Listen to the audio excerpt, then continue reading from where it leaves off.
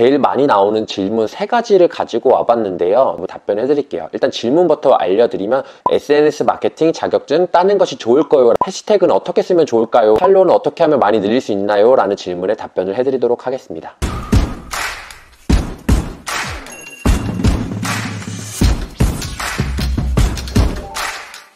반갑습니다. 정지수 강사입니다. 오늘 영상은 많은 분들이 저한테 하는 질문 중에서 몇 가지를 추려서 답해 보려고 해요. SNS에서 관심이 많으신 분들은 비슷한 질문들을 많이 하실 것 같고 여러분들에게 조금 도움이 되는 마음으로 같이 이야기해 보도록 하겠습니다. 첫 번째, SNS 자격증을 따는 것이 좋은가요? 라는 대학생분들이 많이 하시는 질문인 것 같아요. 이쪽 관련된 취업 분야가 아무래도 전망이 좋고 많은 사람들이 관심을 가지고 있는 것 같아요. 코로나 시대가 오면서 가장 핫한 업종이 되었기도 하고요. 비대면이자 홍보이고 마케팅은 곧 매출로 이루어질 수 있기 때문에 많은 사람들이 관심을 가지고 있는 영역 같은데요. SNS 마케팅 자격증 같은 경우에 일단 국가 공인 자격증은 없어요. 저 같은 경우도 마케팅 자격증을 발급하는 민간 회사이지 제가 자격증을 발급을 받았거나 시험을 본 적은 없는 것 같아요. 내가 온라인 마케팅을 하기 위해 자격증이 있어야 되느냐라는 부분은 사실상 자격증 자체는 필요가 없어요. 그러나 회사에 내가 이런 공부를 했다, 관심이 있다라는 것들을 어플하기 위해서는 SNS 마케팅 관련된 자격증들이 필요할 것 같은데 사실상 국가 공인 자격증이 없다 보니까 크게 없더라도 업무를 하시는 데나 이런 데는 지장은 없으실 것 같습니다. 그래서 여러분들이 만약에 내가 SNS 정말 잘하고 싶어서 마케팅 자격증이 필요한 것이라면 사실상 자격증 자체만으로는 크게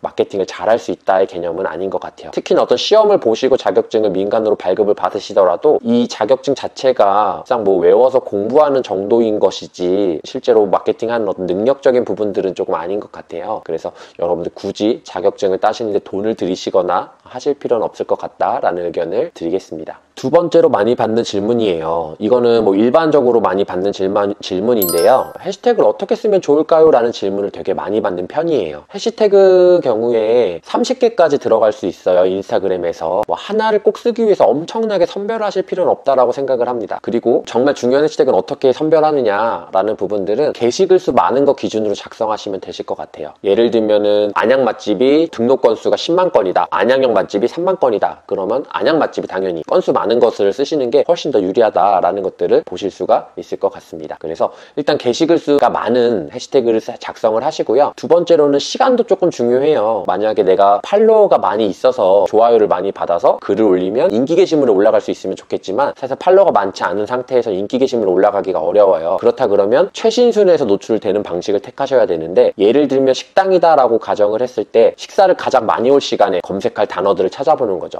예를 들면 부천 맛집을 올릴 때 제가 6시, 5시 50분 사람들이 퇴근하고 식당을 찾으러 갈 때쯤에 최신 글을 올리다 보면 아무래도 노출될 확률이 좀 더 높을 것 같습니다. 그래서 해시태그 작성하실 때 기본적으로는 게시글 수 많은 것들 위주로 작성을 해주시고요. 두 번째로는 최근 게시물, 시간에 관련해서 전략적으로 작성해 보시는 거 필요하실 것 같습니다. 해시태그는 나중에 조금 더 디테일하게 이야기를 하도록 하고 해시태그 같은 경우에는 또 연관성 없는 해시태그 쓰시는 분들이 많이 있어요. 욕심 부려서 많이 쓰시는 분들이 있는데 그거는 조금 자제해 주시는 게 좋을 것 같아요. 들어왔을 때 연관성 있는 해시태그를 작성을 해주시고요. 댓글에다가 해시태그 쓰시는 것도 적용이 돼요. 깔끔하게 보이시고 싶으신 분들은 댓글에다 작성하시는 경우도 많이 있어요. 그래서 댓글에다 작성하시는 것도 문제없다라는 거 말씀을 드려요. 세 번째, 이것도 많이 나오는 질문이고 여러분들이 궁금하실 질문이에요. 팔로워 어떻게 하면 많이 늘릴 수 있나요? 라는 질문이에요. 이 질문에 대한 대답이 사실상 쉽게 드릴 수 있는 답변은 아니에요. 제일 그대로 원칙적인 답변을 드릴 수밖에 없을 것 같아요. 컨텐츠가 좋아야 된다라는 부분을 말씀을 드리고 싶어요. 그리고 여러분들의 팔로워의 목표가 대부분 숫자로 이루어져 있어요. 10,000명이 되고 싶어, 20,000명이 되고 싶어. 사실상 팔로워 10,000명보다 진성팬 1,000명이 더 나을 수 있습니다. 왜냐면 그 1,000명이 내 진성팬이 되면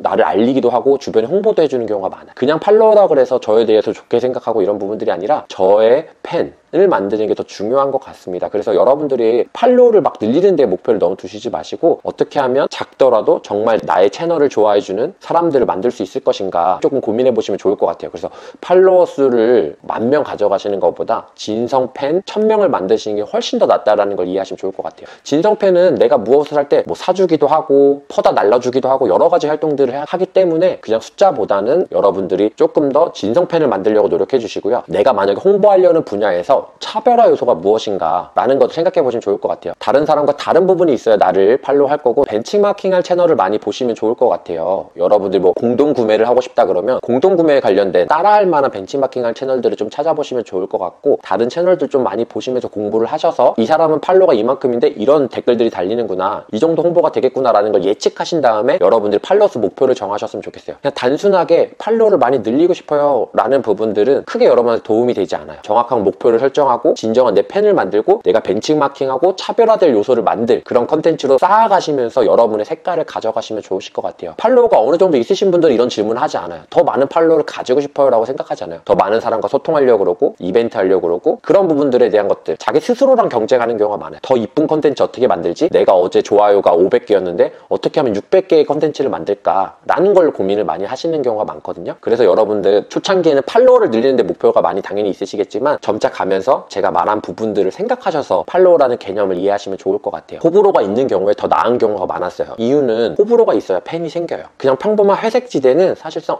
이 사람 뭐 나쁘지 않네, 그냥 이렇게 생각하게 되는데, 호불호, 이 사람 정말 난 마음에 들어, 대신 그렇다라는 거 반대로 누군가는 되게 싫어할 수도 있겠죠. 그런 것들이 합쳐졌을 때 더 많은 팬을 가져갈 수 있다는 거 이해하시면 좋으실 것 같습니다. 오늘 이렇게 3가지 질문에 대해 답변을 해봤어요. SNS 자격증 따면 좋을까요? 해시태그는 어떻게 쓸까요? 팔로우는 어떻게 늘릴까요? 라는 질문에 대답을 해봤는데, 제가 계속 유튜브를 진행하면서 궁금한 부분들도 해소해 드릴 수 있도록 하겠습니다. 오늘도 수고 많으셨습니다. 감사합니다.